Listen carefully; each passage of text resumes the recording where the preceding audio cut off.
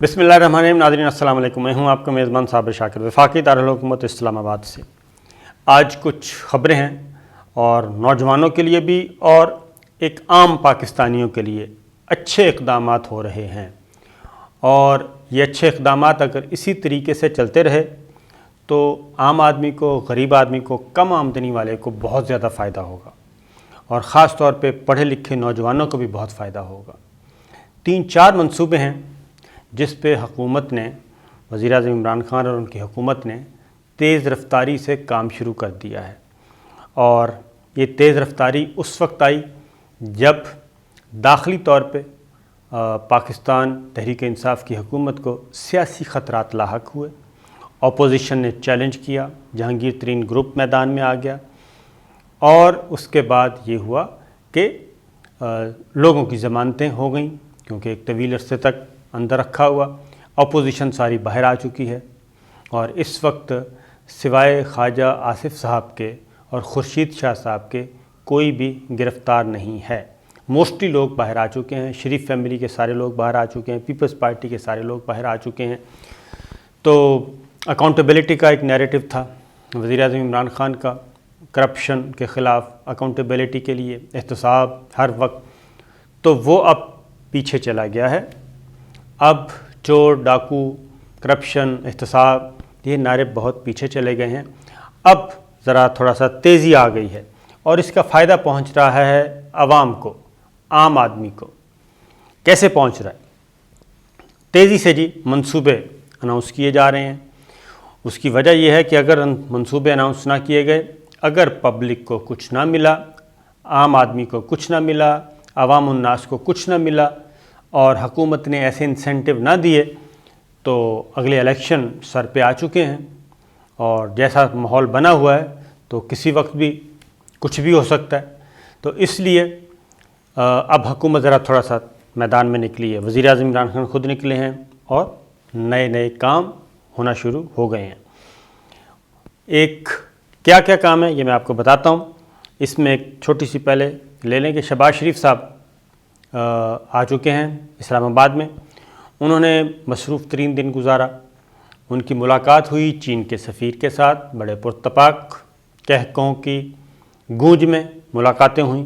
उनके साथ मुस्लिम लीग नवाज़ के दीगर रहनुमा भी थे। फिर शहबाज शरीफ साहब मिले बरतानवी हाई कमिश्नर से, सऊदी एम्बेसडर से उनकी मुलाकात ईद के बाद है। तो यकदम उन्होंने हल्ला बोला और इस्लामाबाद में एक्टिव हो गए हैं, और तकरीबन 6 माह जेल में रहे। और ये वो 6 माह वो थे जब PDM बनाई जा रही थी, और उसके बाद जब PDM टूट गई उसके बाद वो उनकी रिहाई हुई थी ज़मानत पर। फिर उन्होंने एप्लीकेशन भी दे दी है कि जनाब ब्लैक लिस्ट से मेरा नाम खारिज किया जाए। उन्होंने रजू कर लिया अदालत से कि मैं पहले भी बाहर गया था और वापस आ गया था, लिहाजा मेरा नाम ब्लैक लिस्ट से निकाला जाए। वो बाहर भी जाने का इरादा रखते हैं, और उनकी बाहर मुलाकात होगी अपने भाई नवाज़ शरीफ साहब से। तो कुछ सियासी अमूर, इसी दौरान फिर कुछ और मुलाकातें भी शहबाज शरीफ साहब की इस्लामाबाद में हुई हैं। एक बात, उसके बाद देखें पाकिस्तान पीपल्स पार्टी, राजा परवेज़ अशरफ साहब सीनियर रहनुमा, वो पहुँचे मौलाना फजलुर रहमान साहब के पास, और उनके साथ अहम मुलाकात हुई। शहबाज शरीफ साहब इस्लामाबाद, उधर से पीपल्स पार्टी भी मौलाना के घर। तो लिहाजा जो मैंने आपको बताया था, कोशिश की थी बताने की कि अब PDM को दोबारा जोड़ने की बात की जा रही है, और PDM की नज़रें जो हैं ललचाई हुई वो हैं जहांगीर तरीन ग्रुप पर। तो ये चीज़ें साथ साथ चल रही हैं। ये जो ख़तरात हैं, जब अपोजिशन की तरफ से सीरियस किस्म के ख़तरात आते हैं तो हुकूमत की कारकर्दगी ख़ुद ब खुद ही अच्छी हो जाती है। अगर फिर भी अच्छी ना हो तो उसका नतीजा आपको मालूम है क्या होता है। खैर, खामोशी से वज़ीर-ए-आज़म इमरान खान और उनकी हुकूमत ने कुछ काम किए हैं और कुछ कर रहे हैं। अगर ये काम पाया तकमील को पहुँच गए और उनको टाइम मिल गया, तो फिर इलेक्शन जब भी हों तो वज़ीर-ए-आज़म इमरान खान और PTI को संभालना ज़रा मुश्किल हो जाएगा। उसकी रीज़न है कि 50 लाख घरों का मंसूबा है। اب وہ منصوبہ ایسے لگ رہا ہے کہ وہ منصوبہ شروع تو ہو چکا ہے اور کچھ لوگوں کو گھر بھی مل گئے ہیں، لیکن اب یہ منصوبہ ملٹی ڈائمینشنل کثیر الجہتی ہوتا جا رہا ہے اور دھڑا دھڑ اس کے لانچنگ ہو رہی ہیں مختلف شہروں میں۔ اب اس میں جو فگرز آئے ہیں یہ بات ہے کہ حکومت کام جو اچھے کر بھی رہی ہے وہ بھی مارکیٹ کرنے نہیں آتے۔ اب جو اس میں اب تک پنجاب کی 11 تحصیلوں میں 10,000 سستے گھروں کا تعمیر کا منصوبے کا آغاز کیا ہے کل وزیر اعظم عمران خان نے، اور اس میں انہوں نے کر دیے 11 تحصیلوں کو پنجاب کی وہ ٹارگٹ کیا گیا ہے اور وہاں پہ یہ منصوبے لانچ ہوئے ہیں۔ اب جو اعداد و شمار بتائے جا رہے ہیں اس کے مطابق یہ جو وزیر اعظم کا ہاؤسنگ اسکیم پروگرام ہے سستے گھروں کا، یعنی کہ بینک آپ کو کم شرح سود پہ پیسے دیں گے کم آمدنی والے لوگوں کو، اور وہ گھر بنا کے دیں گے۔ 10,000 روپے مہینے کی قسط ہے، 10,000 سے 14,000، اور اس پہ جو درخواستیں آئی ہیں وہ انبلیویبل ہیں۔ وہ درخواستیں اب تک 52 ارب روپے مالیت کی درخواستیں آ چکی ہیں، یعنی کہ 52 ارب روپے قرضے کی درخواستیں آئی ہیں کہ ہمیں دیں مختلف شہریوں کی طرف سے، وہ مالیت پہنچ گئی ہے 52 ارب روپے، اور اس میں 12 ارب روپے جاری بھی کیا جا چکا ہے، لوگوں کو 12 ارب روپے جاری بھی کیا جا چکا ہے۔ تو یہ ایک ہیوج اماؤنٹ ہے، اور اگر یہ واقعتاً یہ کام ہو جاتا ہے تو اس کا مطلب ہے کہ عام آدمی تک ریلیف پہنچنا شروع ہو گیا۔ اس کی وجہ یہ ہے کہ پاکستان میں گھر بنانا بہت مشکل ہے، گاڑی لینا آسان ہے لیکن گھر بنانا بہت مشکل ہے، اور اس کے لیے وہ عمریں بیت جاتی ہیں گھر کو گھر بنانے میں، تو گھر نہیں بنتے۔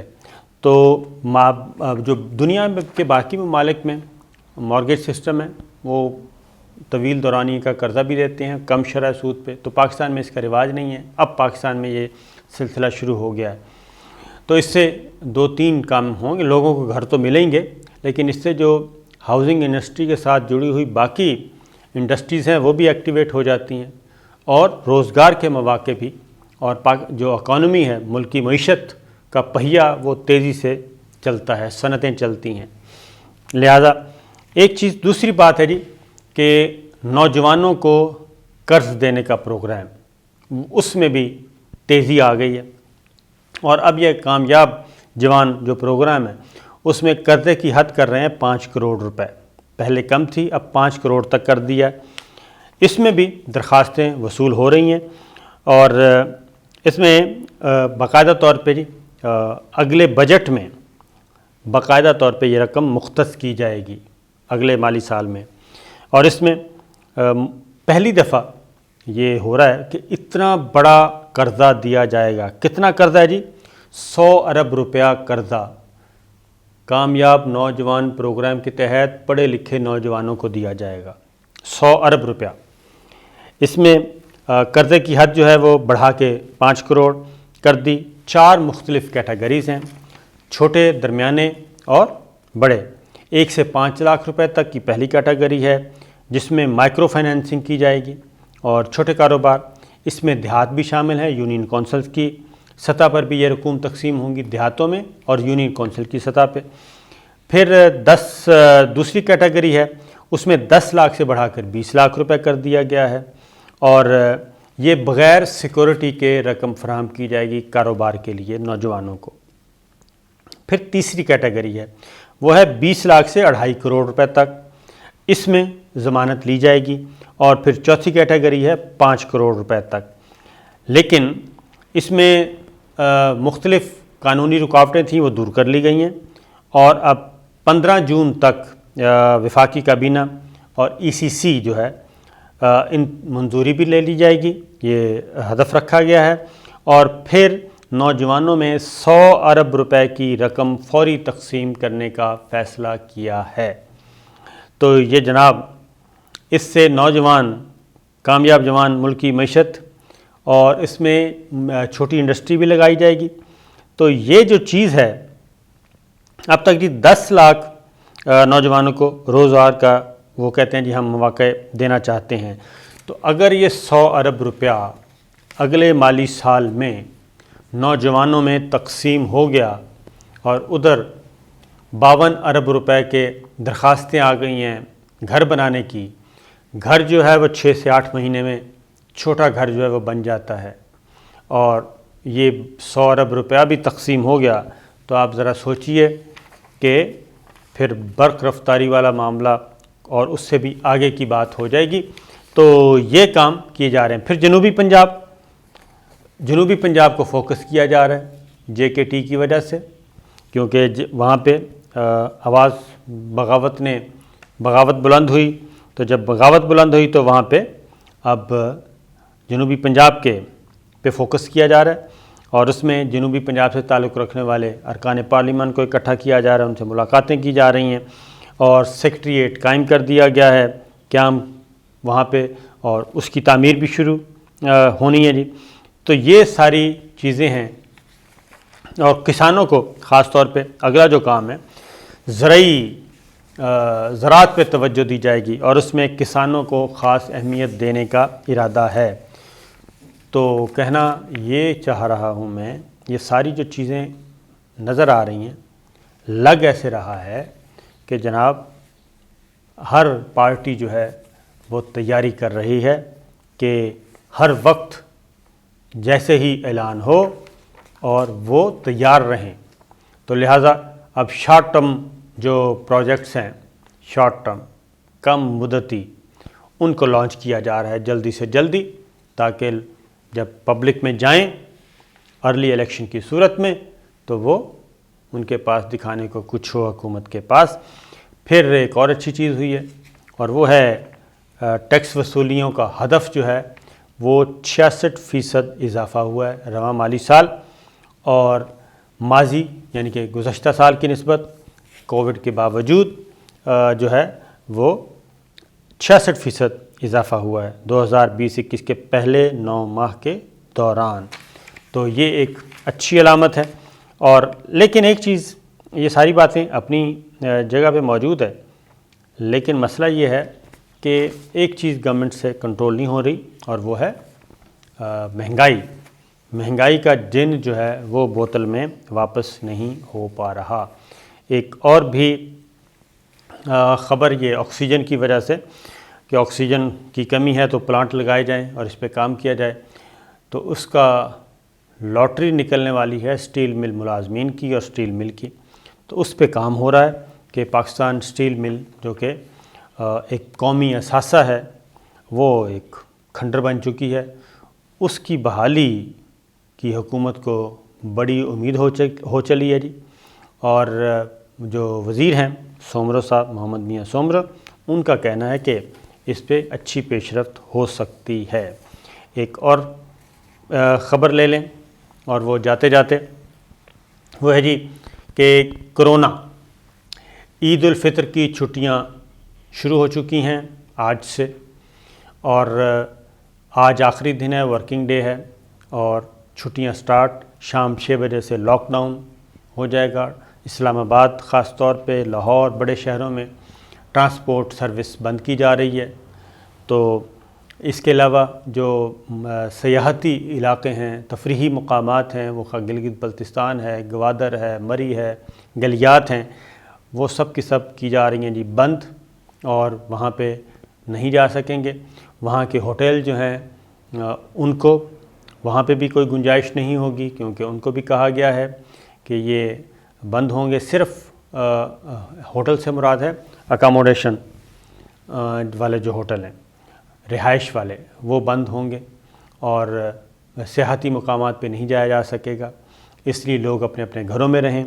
اس کی وجہ یہ ہے، میں آپ کو بھی بتا دوں کہ پچھلی عید سے پہلے جو اعداد و شمار تھے ہمارے کووڈ کے مریضوں کے، وہ بہت کم تھے اور کنٹرول میں تھے، اور کسی قسم کی پریشانی نہیں تھی۔ عید کی چھٹیوں کے بعد یہ یکدم بڑھ گئے تھے، یوں سمجھیں کہ 5,000 سے 50,000 چلے گئے تھے، کئی گنا بڑھ گئے تھے کرونا کے مریض۔